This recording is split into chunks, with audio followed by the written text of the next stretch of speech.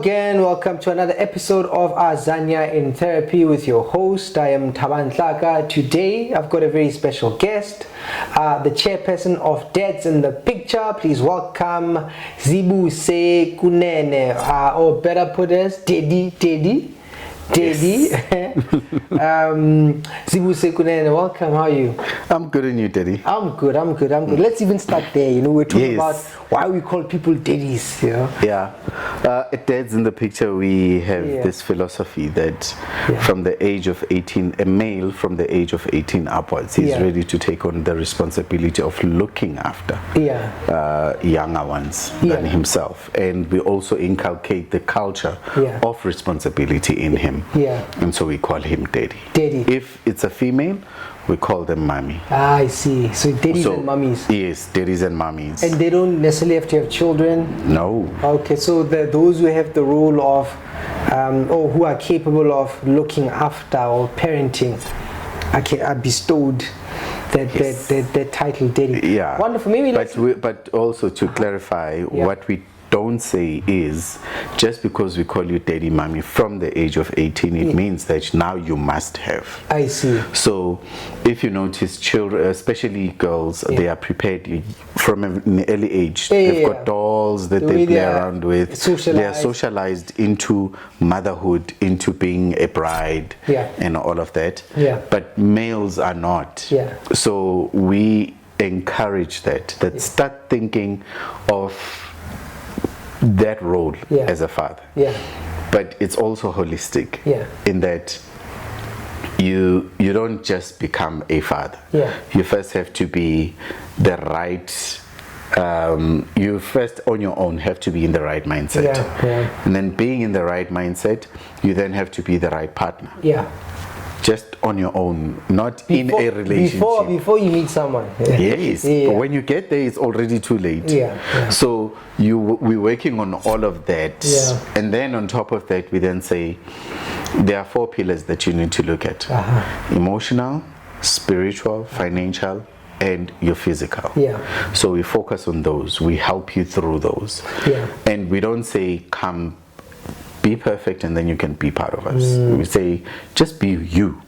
And let's all heal, let's all learn, let's all do this journey together. So we're starting that early. Some of us didn't. We first became consequential fathers, and then we then started thinking, but now I need to. Let me fix this, let me fix that. So so that's where, you're talking about the pillars. So the pillars in Dads in the Picture. And maybe Dads in the Picture, where does the name come from, because I like the name, and I'll tell you why. Because I like taking pictures. And very often when I take pictures, it will be my wife and kids. And I often think, but I'm not in the pictures. And then I would think, sometime in the future, if the grandkids were seeing this picture, would they wonder about me? And maybe when I take pictures, I should also include myself in the. So when I thought about it that way, I thought, yes, Dads in the Picture is a beautiful name, but how come?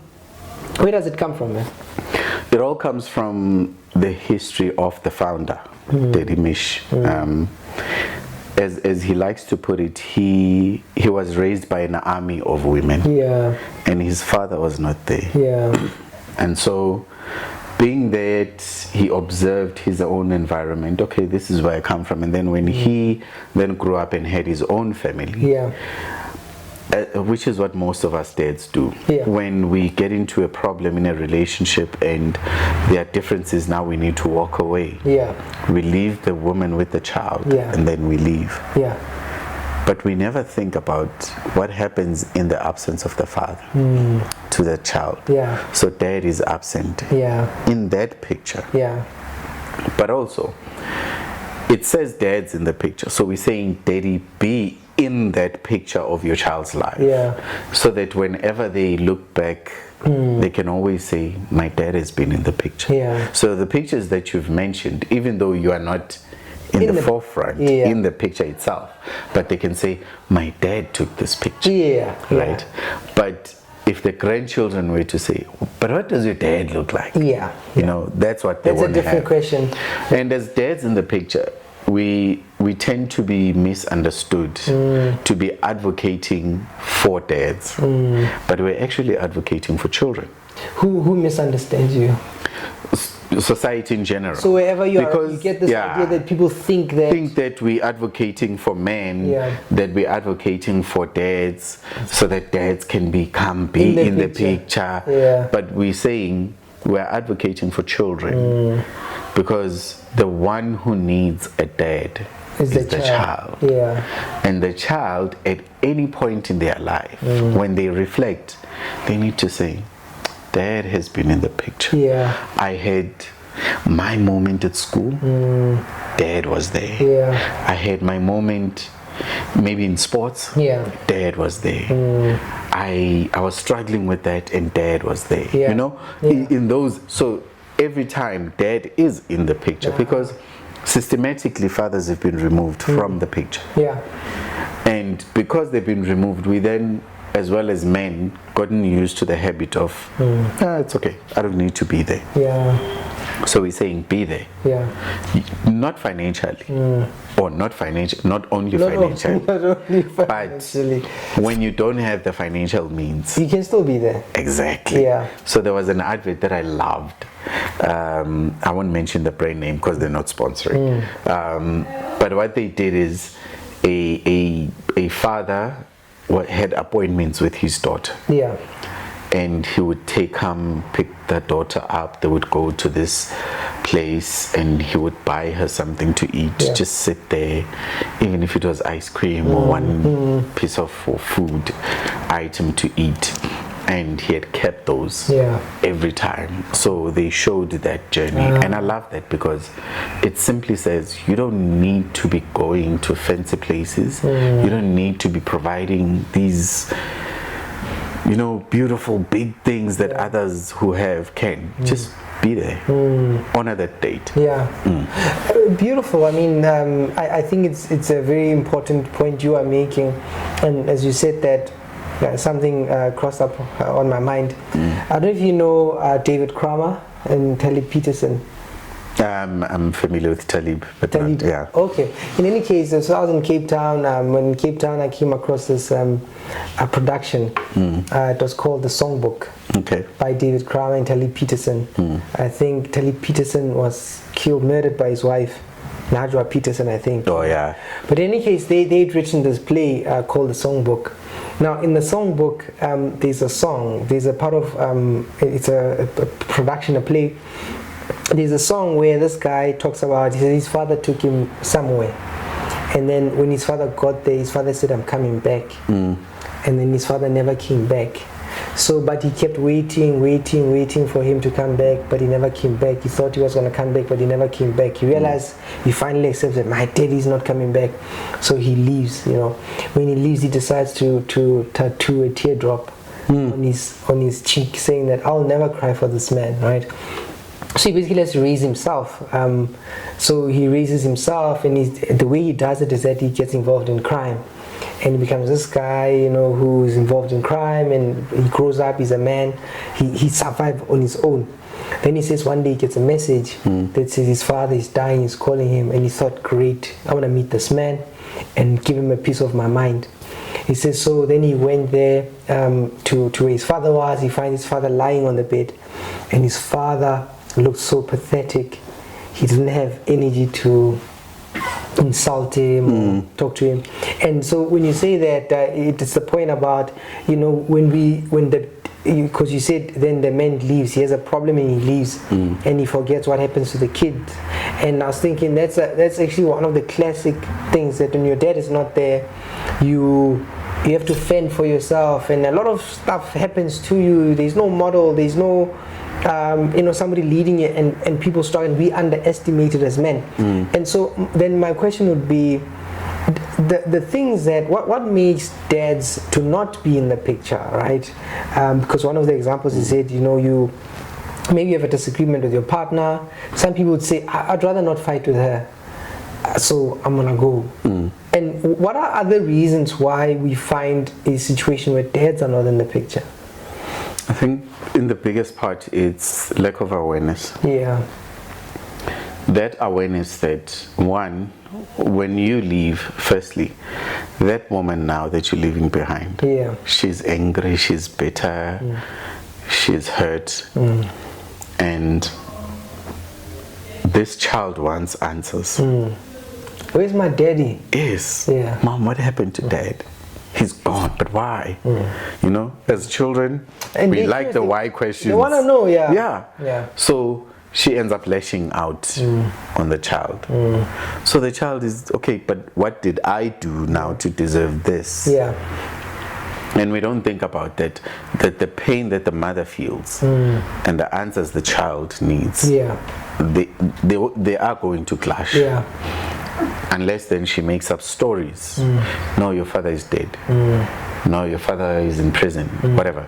The quickest answer that can take away all these whys, then she's going to give those. And then the child is sitting there thinking, but why did he leave? Was it me? Like sometimes we all tend to project that. And kids are very idiosyncratic. They imagine that whatever negativity exists in the world has to do with them. He must have left because of me. Okay, he's in prison. Okay, maybe I was demanding too much. And then he decided to go find something, and then he got arrested, and then so we make up stories. And so there's that then environment. So he doesn't understand the dynamics that are going to happen when he leaves. Because if, for example, he knows better, he'll say, before I leave, let's talk about parenting.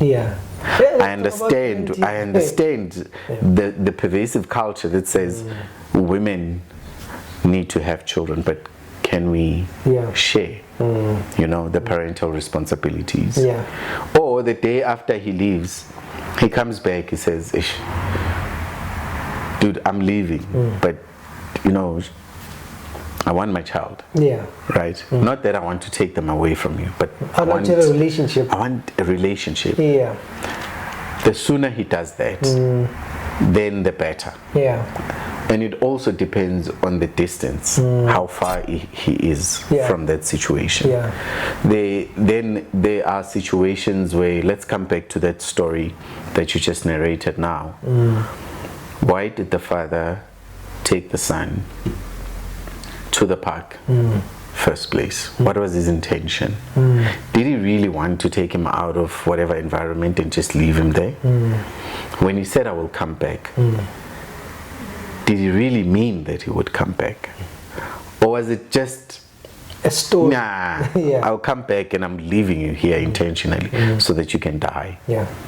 What made him not to come back? And those are the questions we will never ask, right? Because now we're angry, this man is on his deathbed, he's pathetic, but the reason he's asking for you at the deathbed is because regrets. He's never forgotten. Whatever that drew him away from not coming back stayed with him. And we don't understand those stories. And because we seek that justice, we are not interested in what the other person went through. Listen to what I went through. Listen to my pain. And for someone then who goes and gets involved in crime, they're basically wasting their pain.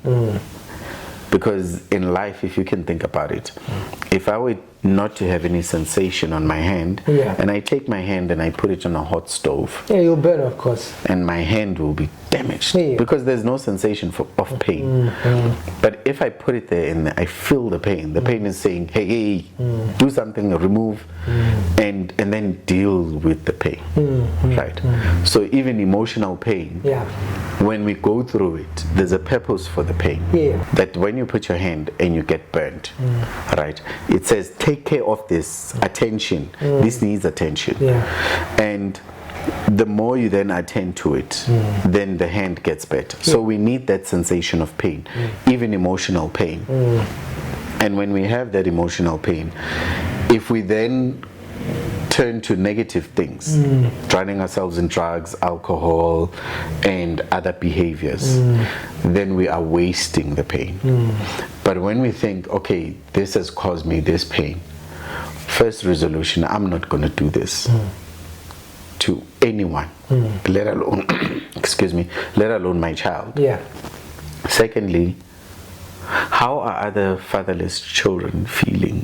What is their pain? So then you start engaging. There's a support group for alcohol and drugs, but where's the support group for fatherless children? That's a good question. Because then once we start there and you say, hey, fatherless children, whatever, your father died, left you, neglected you, he was there physically but he was absent. Let's come. This is a support group. That's also assuming if society does believe that, you know, fathers matter, you know, and so another reason then I'm wondering if fathers don't stay, why they leave. Isn't it stuff like I can raise children, I just need a child, I can raise a child on my own? Isn't it stuff like you know, here you are, you meet this young lady, you're interested in her, but her family doesn't want you. Maybe you have a child, but the family doesn't want you. Or there was this young lady who was like this, she was a princess to her father, or the princess in the home. Now you went and, you know, impregnated her, destroyed her future. This family doesn't want you. And then they even ask you nicely, can't you leave? We'll sort this out, you know. So when we say, you know, raise a group for fatherless children, are we also not assuming that society believes that a father should be there? Because there are some sections of our communities that don't really believe that he needs to be there. Majority of our communities don't believe a father should be there. Yeah. But when we look at the societal ills that we see today, we see either the failure of a father to be a present father. Then you can see, okay, the father wasn't there, even though he was there physically, but he wasn't there. And then there's the absence altogether of a father, which then creates a wound in a child that the child cannot really articulate. There's something I'm feeling, I'm not sure what it is. It's pain, but I don't know how to express this pain, but it makes me angry. And then the anger is easier to identify. Because even us, we tend to, but why is this child so angry? And then we focus on the anger instead. But what makes this child angry? Instead of going to the root cause. Exactly. And so we don't even believe that fathers need to be there. Because our history has taken fathers out of the picture. And when fathers were out of the picture, you mean with the mines and, you know, with the migrant laborers, and you see how fathers even need children, right? Because a migrant laborer would leave the homelands. He would come, let's say, to places like Gauteng or Joburg or wherever, and they would meet a woman. It's easier to engage with ladies of the night or sex workers, right? But he needs that relationship. So he finds another woman. He doesn't say, I can't have children with you because I've got children there, but he still goes ahead and has children here. And he takes care of these children. Where he's at. Where he is, that's where, where it's not his home. Exactly. That's where he's home. Yes. And then his responsibility then is to those who are close to him. Rather than those who are farther. So he then says, I can take care of these ones. It's not that he never had any capacity in him to be a father. It's just that he was removed from there. And for him to go back there, it's a difficult situation. Maybe this one doesn't know. And that one doesn't know what's going on here. So he tends to live those two lives. But he's more committed to where he's at. And so, which is an interesting point that you bring out. You know, I was reading somewhere, it was actually about men and divorce, right? And it said that men typically, if they leave a woman, it's like they see the woman and the child as a unit. And so if he's not with her, he struggles to take care of his children. So this where he will go. So he'll go in another house to another woman who has children with someone else, and then he'll take care of them, but not take care of his own children. And I don't know if you know, working with men, talking to men, you know, even moms, whether you've come across that story a lot, but I don't get how he's with that family, and he's not. Those are not his children. He's taking care of them, but he doesn't take care of us. And the literature says that you know, a lot of men do that because partly they associate. If I don't like my ex, the children are also going to pay for it. Yeah, you see, it also comes from this thing that when a child is with their mother, the mother tends to have influence on the child. So for him not to be involved with that influence, then he distances himself. That's why most of them tend to be comfortable with being the ATM father. I remember one time I used to be on radio, and this gentleman called and he said, "I hate my child." Sure, that's a strong word. Yeah, he said, "I hate my child." But when you unpack it, when he unpacked it, he says, "I have a family, right? And this child is from a previous relationship. So whenever this child came, we treated them as part of this family. We're fair love to them. Yeah. And even the siblings love this child.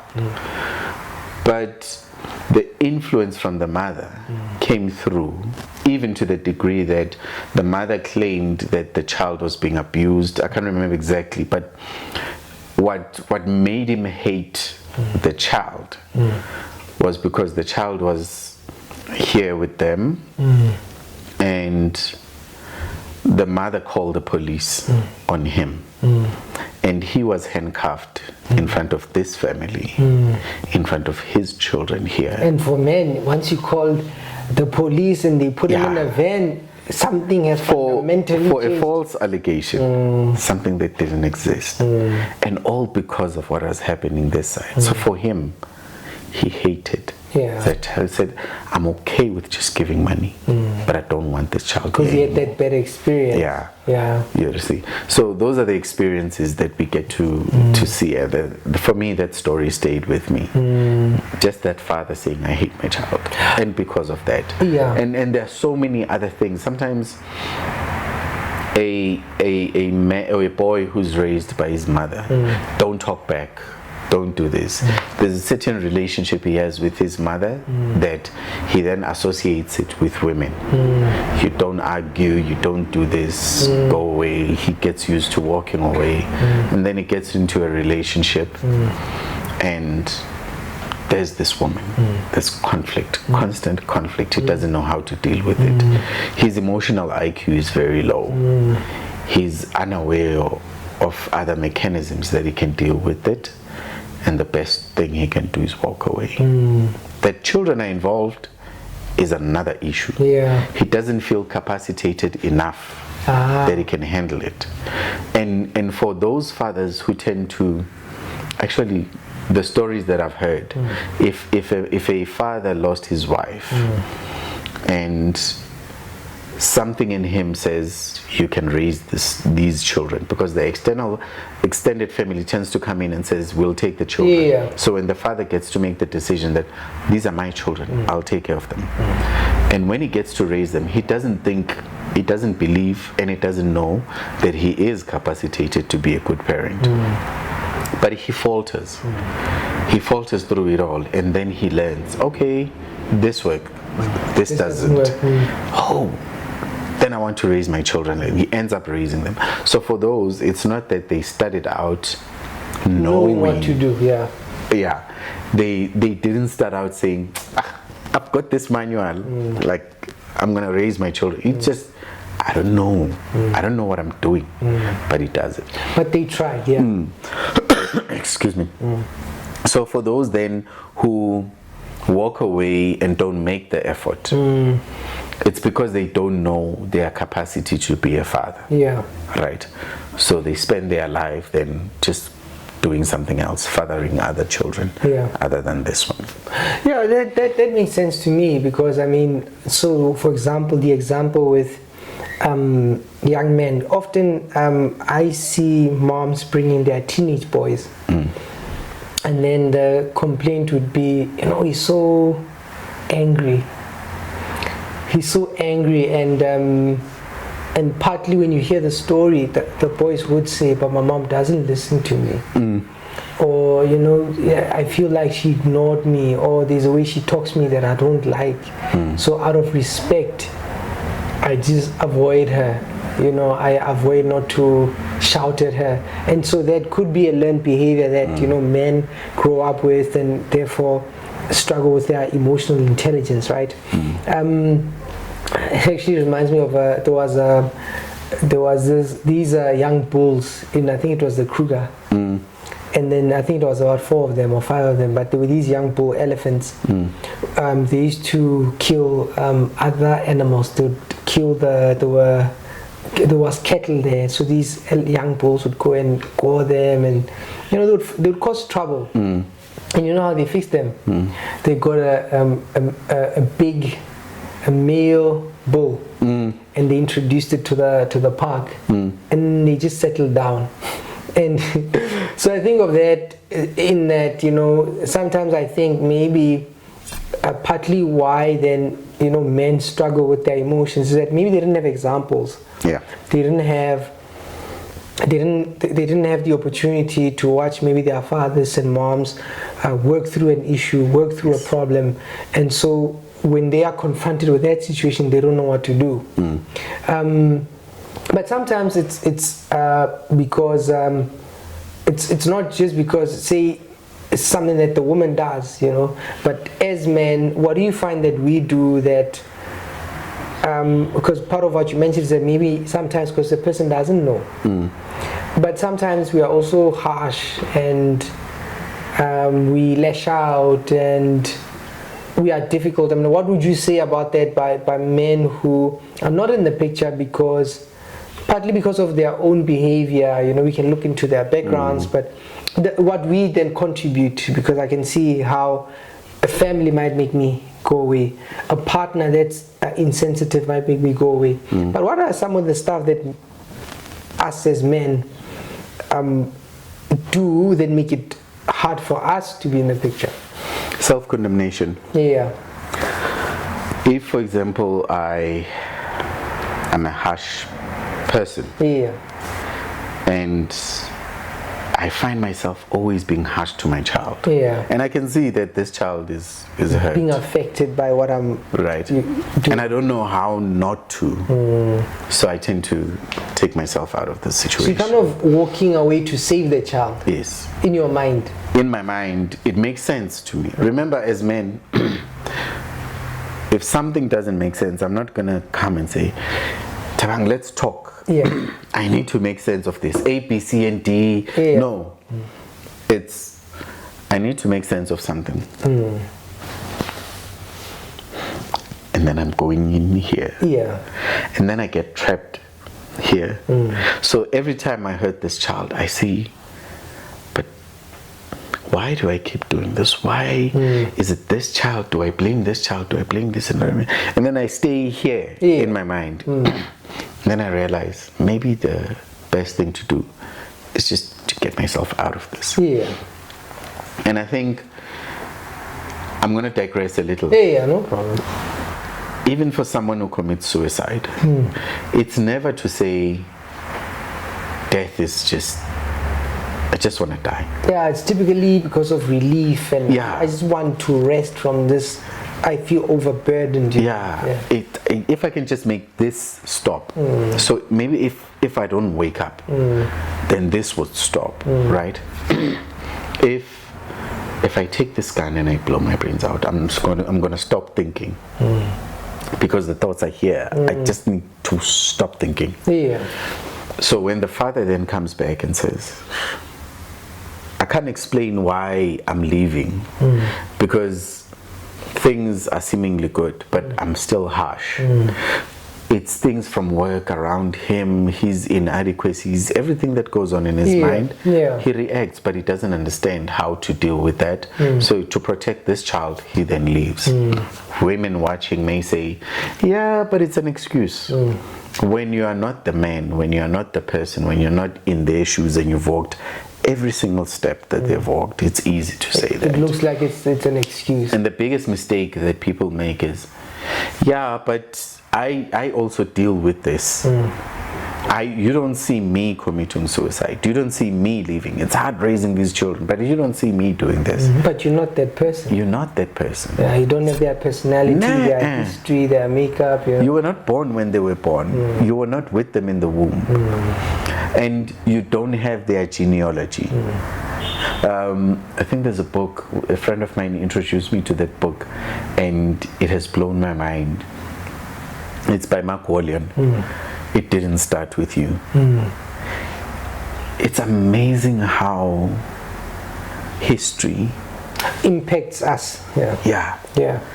Be it something we saw, something we heard, something we did before we had children and stayed with us, and then we had children. We don't know that we're passing that on.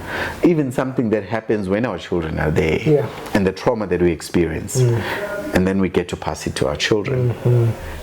Right? So as long as you don't have the genealogy of that person, you can't really juxtapose your experiences to theirs.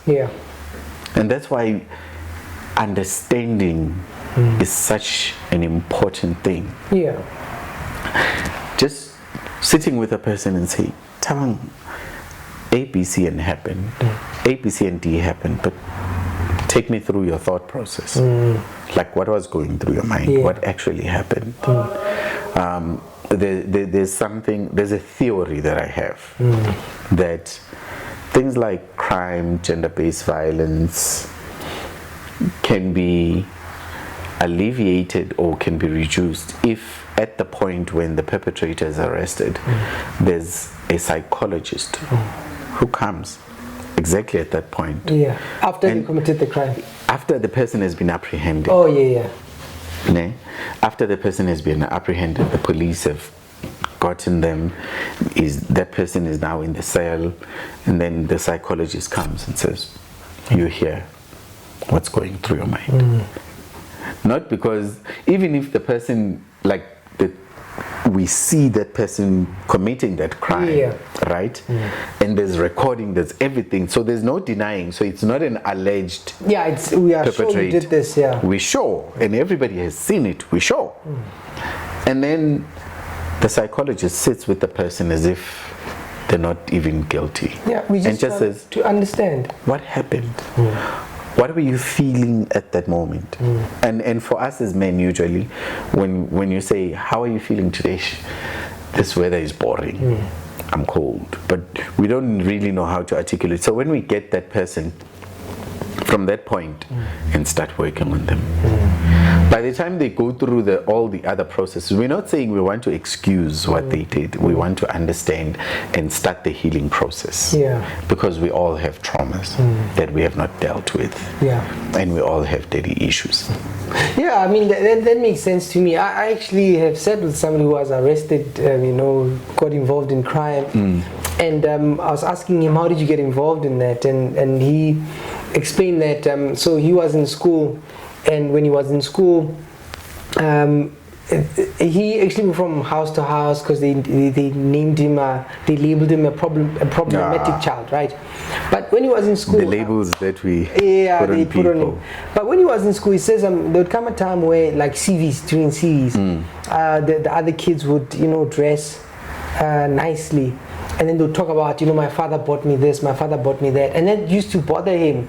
The fact that people would say, my father did this, my father did that. And because he didn't know where his father was, and his mother worked far, and then so that bothered him. And then, lived with a family member who was involved in crime. So he gets involved in crime because, in a way, nobody wanted me and I have to fend for myself. But I mean, he turns his life around eventually when he leaves prison and he's a business person.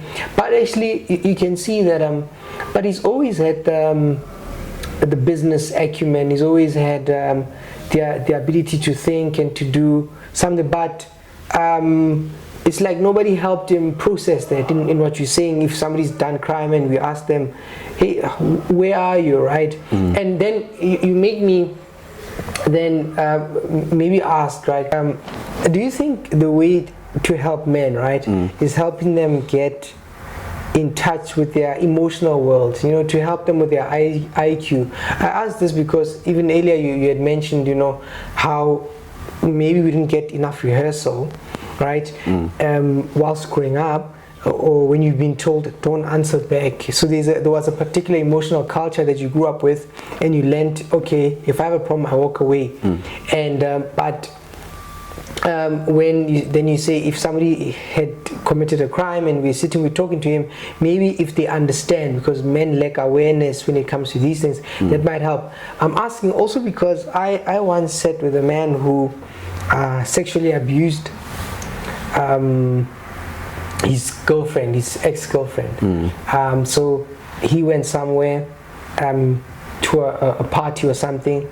She went to go find him. They had a fight because he was entertaining some other ladies, and then he gets upset, and then he hit her, he physically abuses her, he sexually abuses her. She goes and she opens a case. He gets arrested, he gets sentenced, he goes to prison. He says when he gets in prison, they ask him, why are you here? And he says, no, because my girlfriend reported me. Then they said, no, why are you here? He says, no, my girlfriend reported me. In a way to say she wasn't supposed to report me, you know, I'm her boyfriend, you know. And then they say, no, think about what you're saying. He says he thinks about it a little bit, then eventually says, no, I'm here because I physically abused and I sexually abused my partner.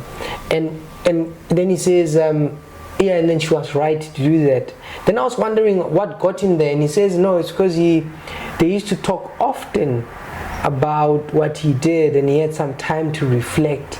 And you know, so I was wondering if he maybe got some insight, you know, like maybe in his life before he had never thought about what he was doing, never thought about his actions, and now that he had some time to actually think and somebody challenged him, he could develop the capacity to say, but yeah, I did hurt that lady, you know, it does make sense why she reported it. So then my question then, do you think it might help then to, you know, with crime, to reduce violence, if we helped men understand their emotions and how to relate?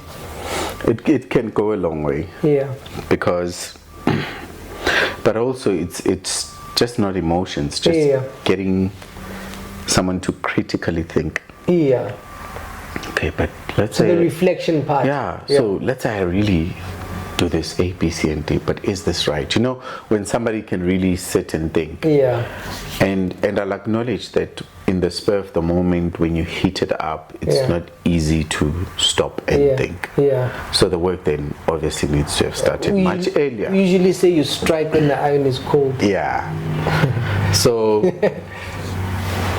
if for example I was taught when maybe I was 10 that when I start feeling my ears getting hot and I'm feeling like some foreign sensation, I need to pause, even in my mind.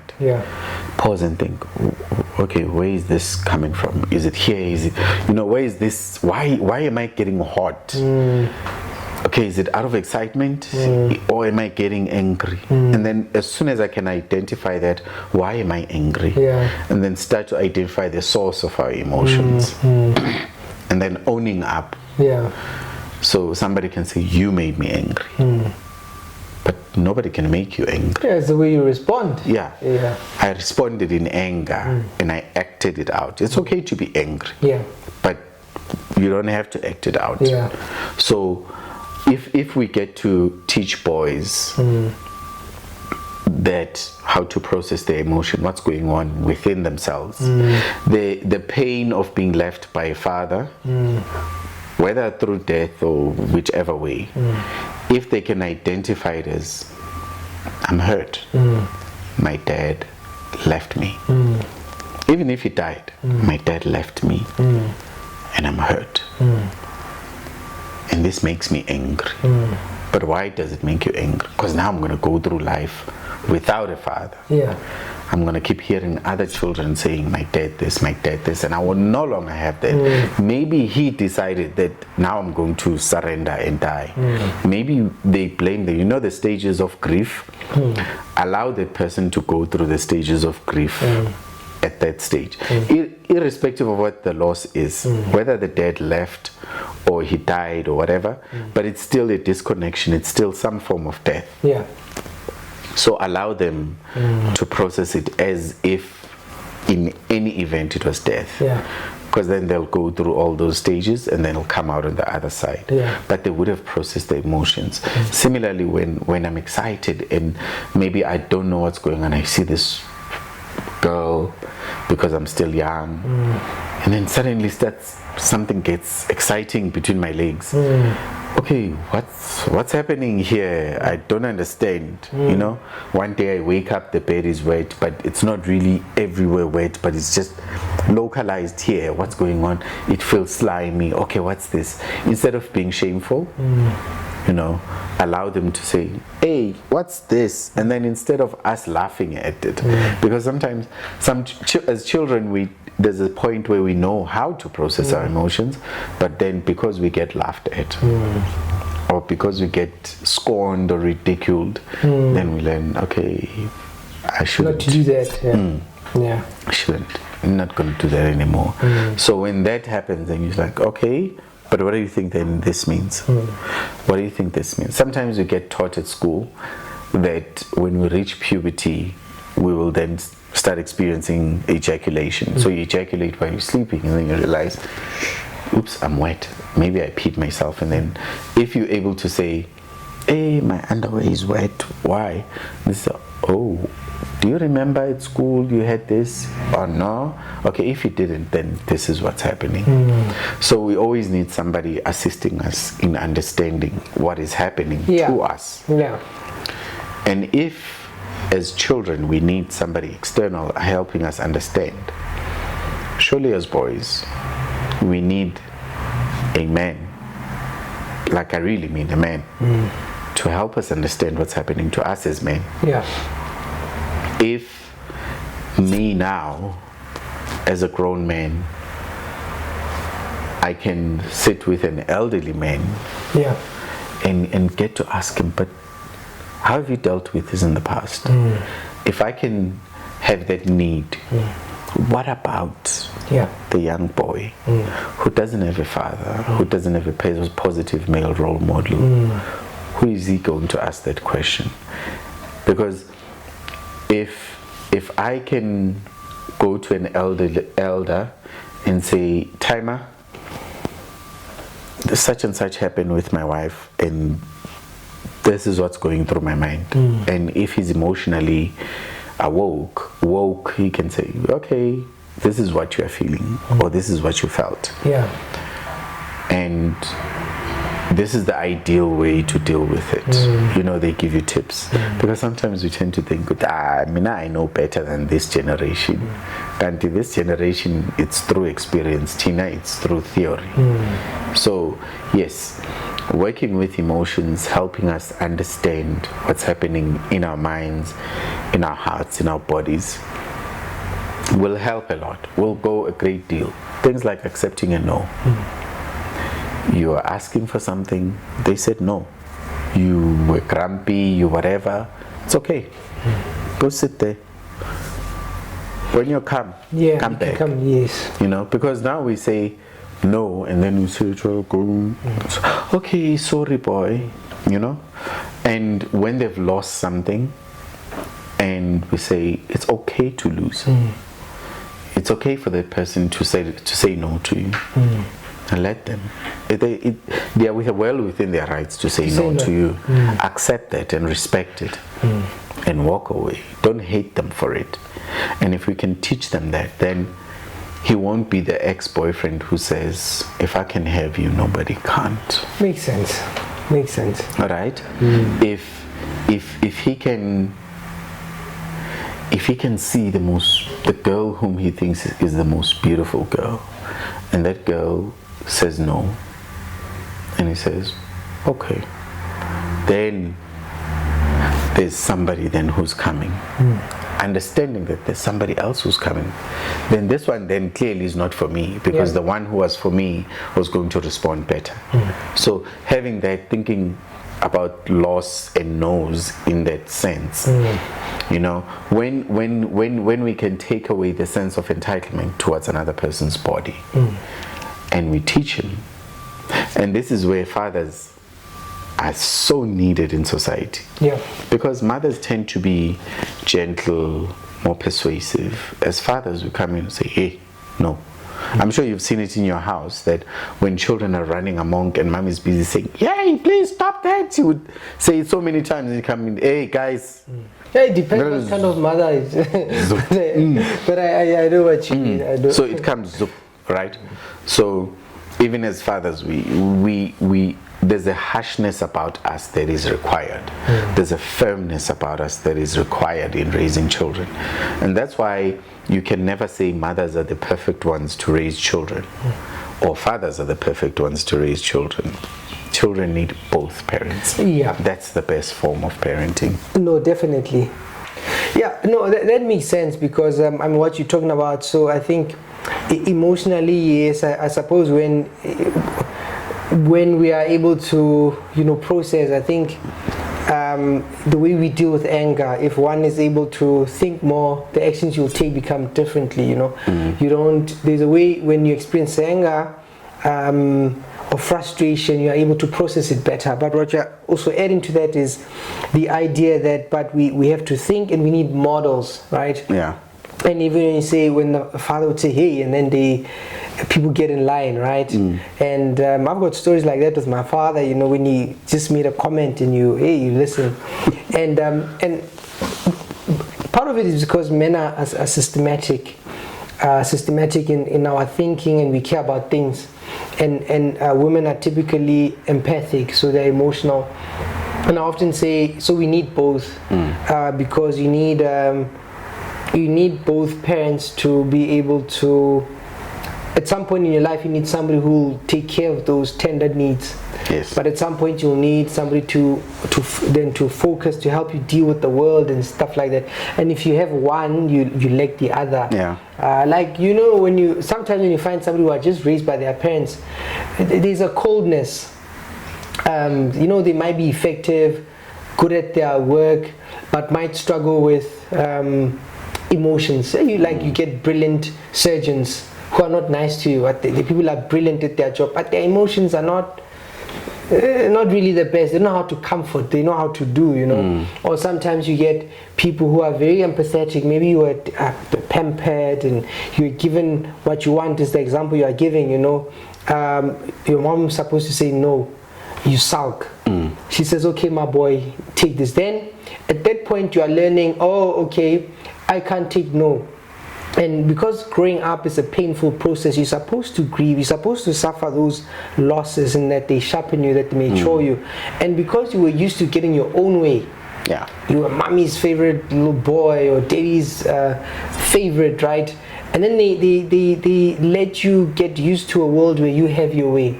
And one day when somebody says no to you, you can't take it. You don't understand it. You don't have the capacity to process it. And then therefore you lash out and things like that.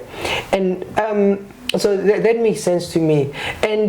But maybe in you know, if we're summarizing, you said fathers then are useful, daddies are useful. If you could just explain it to, if somebody just, you know, there are young people who want to know, like if a young lady came and said, you know, I'm thinking of having a child, and I'm fine financially, I think I can take care of a child on my own, I don't need a man, which is something that's said often. Yes. And then she says, what's the point? What would a daddy do for my child? And they genuinely asking. Unless, as a woman, you would have genetically created a sperm with all the requirements to give life. You need a dad for your child. even if you were to go to a sperm bank as a woman. What if she says, I have somebody he's willing to give me? But I'm just being, extreme. Yeah. Even if you were to go to a sperm bank and say, I want this, fertilize with my eggs, put it in me, I'll have a child. But remember, that sperm has genealogy and history. There's a programming there. Yes. Yeah. If there's someone willing to say, hey, yes, I'll be intimate with you and give you the child and then I'll walk away. But still there's a history with him. And money does not raise a child. Your state of financial well-being does not raise a child. But society doesn't say that. But the truth, exactly. The truth is, it doesn't. No, it's true. Yeah. The truth is, none of that raises a child, but parents raise children. Yeah. There's this saying that we all know: it takes a village to raise a child. Yeah. Today we don't have the village. This is my child. You're not going to touch my child. And that's why we have the kind of children that we have today. Because the different personalities, the different opinions, the different thoughts, discipline strategies have not been infused in the child. And so the child runs amok, disrespects anyone that they see. So, no, you can't, I would say. If at all, you may think that, here's a beautiful one. The question would be, why then do you want to have it and raise a child by yourself? It is to fill a gap that exists. What is that gap? There's a need for intimacy, but you don't want the partner intimacy. You want the one where you can look down at this person to feel a certain void. But even if this person was to be there in the form of a child, they still will not feel the void of intimacy that you would get from a partner. As people, as human beings, we're not created for solitude. Even the hardened criminals, if you want to break them, put them in solitude. Right? But as human beings, we're not created for solitude. So even if you were to have children and say, I'm going to raise them by myself, there are things that lack. A girl child needs a benchmark and a model of how to relate with a man. And you can't teach them in theory. They have to see it modeled. And if you model to them that when you have money, you can talk down to a man, that's what they will do. It doesn't matter what kind of man. They've learned, I've got the money, I can talk down. But they don't know what happens when they don't have the money. How do they then relate with a man? Or they have the money, but the man has more. How do they relate with them? It's a foreign concept to them. With a boy child, he needs to see a man who has walked the steps, and then he too walks, either on those footsteps or beside those footsteps. But he needs to see another man model manhood. If that man models a negative manhood, and the desire in him comes in and says, I want to do different, right? But he has seen where this one has led, so he can choose differently. If he follows, he knows where this one is going to lead him. At every step, he would remember, even though he may not admit, that this is where my father ended. So he will always, if for example, let's say it's a life of crime, he saw his father do it, and he would see, my father was weak there. So he'll be harder and harsher as a criminal, because he knows where his father ended. But if he chooses otherwise, he would always say, my father is a reference. I don't want to do what my father did. I want to be a better man. You see, so it's always that constant modeling.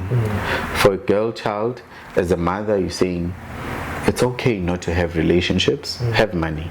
People are a commodity. You can buy children, you can buy intimacy, and you can buy sex and then have a child and just be on your own, right? But also you can buy, you can model rather that intimacy, that family, and then take that forward. I think that's useful, and maybe to end off, what are your plans? What are you guys planning this year? Dad's in the picture. What are your goals? But what are you guys looking forward to? The biggest thing for us this year is the restoration of the dead. Whether you're a present or an absent father, but how do we get to restore you? There are certain parts of you that have been hurt, broken. How do we restore you? In your presence, people do not appreciate the things you do. How do we restore you to a point where you keep giving? Because we know as people we get depleted. But as an absent father, how do we restore you into presenthood? That you get to be present. We're not saying we've got it all figured out, but this is what we're focusing on. We want to restore the dead. And we've got events that we've planned for the year. The one coming up now at the end of February is the Dead and Angel Campout. So it's a pre-autumn campout. A dad goes away Friday night, Saturday night, and then Sunday they're with the child in the presence of other dads. And it's just us. Bonding and being together, because that says as a dad you are capacitated to looking after your children. See how other dads are doing it. There are things in a day that you need to think about and plan for. When there are times when I'm with my son in the absence of his mother, from morning until probably around midday, if I'm not hungry, I don't think that he's hungry. So we then plan things like breakfast. Before they have breakfast that we prepare, there's like your soft breakfast, and then we prepare. So we show other dads, think about this. Before they have this, while they're waiting for this, how do you then get them ready for this main breakfast? After that, then you need to let them be. But in between breakfast and lunch, think about the snacks. Lunch, meals that will be fulfilling.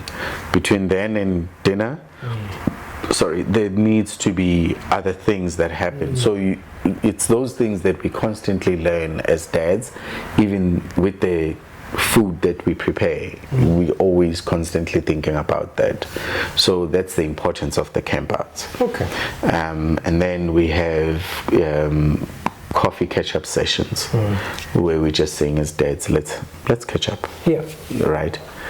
And let's hear what's going on. It doesn't have to be bad things. Doesn't have to be you struggling with something. Let's just the catch up. So those are some of the events that we have. Wonderful. I mean, I think that those are good initiatives, spaces where dads can meet to learn. And so maybe what I'm taking from this is how somebody can become. So nobody's born knowing what to do, but you can become through reflection, through engagement, through But otherwise, thank you very much for coming through. All the best with the work and everything that you do. Thank you. This was very short.